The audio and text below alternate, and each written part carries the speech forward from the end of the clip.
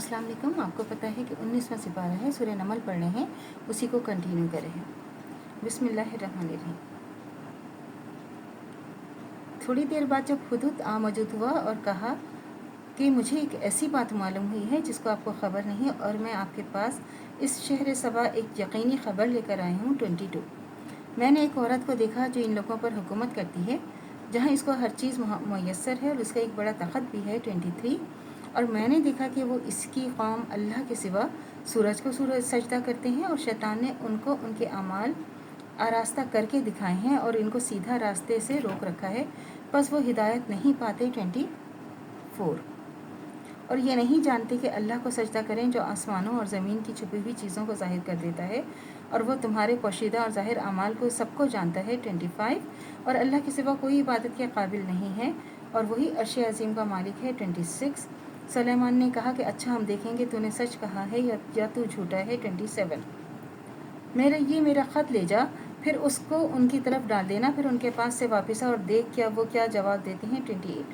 मलका ने कहा कि ए दरबार वालों, मेरी तरफ एक गिरामी नामा डाला गया है। 29 वो सुलेमान की तरफ से ही इसमें लिखा है, और मज़मून यह है कि मैं अल्लाह के नाम से शुरू करता हूँ जो बड़ा मेहरबान नहायत रहम वाला है, और ये कि मुझसे सरकशी ना करना और फरमाबरदार होकर चले आना। 31 मलका ने ख़त सुनाकर कहा कि ए अहले दरबार, तुम मेरे मामले में मशवरा दो, जब तक तुम मौजूद ना हो मैं कोई क़तई फ़ैसला नहीं कर सकती। 32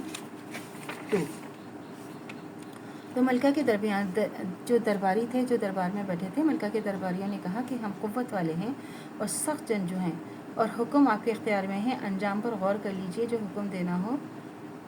33 तो मलका ने कहा कि बादशाह जब किसी शहर में दाखिल होते हैं तो इसको तबाह कर देते हैं, उनके बाशिंदों में जो मोअज़्ज़िज़ लोग होते हैं इनको ज़लील करते हैं, और ये भी ऐसा ही करेंगे। 34 और मैं एक दफ़ा उनके पास भेजती हूँ और इंतज़ार करती हूँ कि क्या जवाब आता है।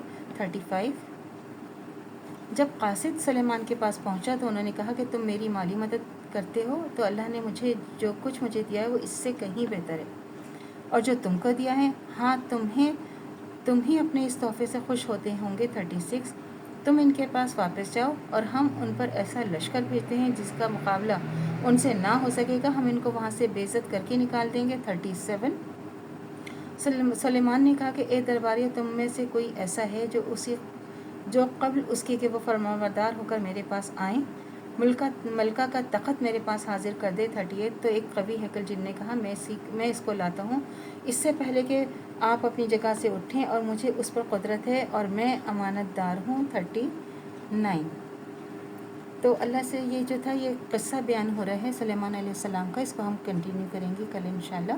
तो अल्लाह से दुआ करनी चाहिए जो हमारे ईमान है मज़ीदन तो कायम दायम रहे, ख़ात्मा बिखैर ईमान पर हो। इजाज़त दीजिए, अल्लाह हाफ़िज़। मेरे चैनल को लाइक कीजिए, शेयर कीजिए, सब्सक्राइब कीजिए। शुक्रिया।